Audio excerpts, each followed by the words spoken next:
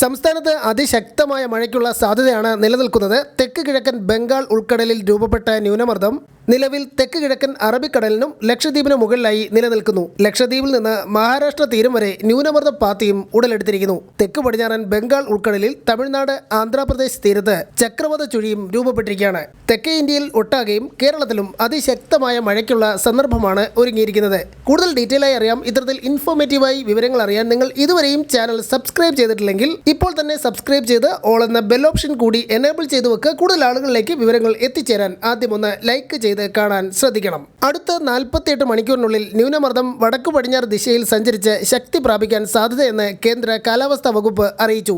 ലക്ഷദ്വീപിൽ നിന്ന് മഹാരാഷ്ട്ര തീരം വരെ ന്യൂനമർദ്ദ പാത്തി നിലനിൽക്കുന്നു. തെക്ക് പടിഞ്ഞാറൻ ബംഗാൾ ഉൾക്കടലിൽ തമിഴ്നാട് ആന്ധ്രാപ്രദേശ് തീരത്ത് ചക്രവാത ചുഴിയും രൂപപ്പെട്ടിരിക്കുകയാണ്.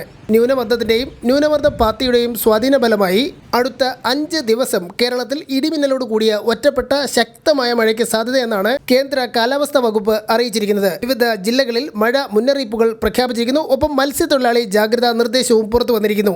കേരള ലക്ഷദ്വീപ് തീരത്ത് 2021 നവംബർ 4 മുതൽ നവംബർ 6 വരെയും കർണാടക തീരത്ത് നവംബർ 5 മുതൽ 7 വരെ തീയതികളിലും മത്സ്യബന്ധനത്തിന് പോകാൻ പാടുള്ളതല്ല എന്ന് കേന്ദ്ര കാലാവസ്ഥാ വകുപ്പ് അറിയിച്ചു. ഇന്ന് വിവിധ ജില്ലകളിൽ പ്രഖ്യാപിച്ചിരുന്ന ഓറഞ്ച് അലർട്ട് പിൻവലിച്ചിരിക്കുന്നു. ഏറ്റവും പുതുതായി ലഭ്യമാകുന്ന വിവരമനുസരിച്ച് ഇന്ന് നവംബർ 4 തിരുവനന്തപുരം, കൊല്ലം, ആലപ്പുഴ ഒഴികെ എല്ലാ ജില്ലകളിലും യെല്ലോ അലർട്ട് പ്രഖ്യാപിച്ചിരിക്കുന്നു. നാളെ തിരുവനന്തപുരം, കൊല്ലം, ആലപ്പുഴ, തൃശൂർ ജില്ലകൾ ഒഴികെ എല്ലാ ജില്ലകളിലും യെല്ലോ അലർട്ട് പ്രഖ്യാപിച്ചിരിക്കുകയാണ്. മഴ മുന്നറിയിപ്പിൽ മാറ്റമുണ്ടായാൽ ഉടൻ തന്നെ നിങ്ങളെ അറിയിക്കുന്നതാണ്.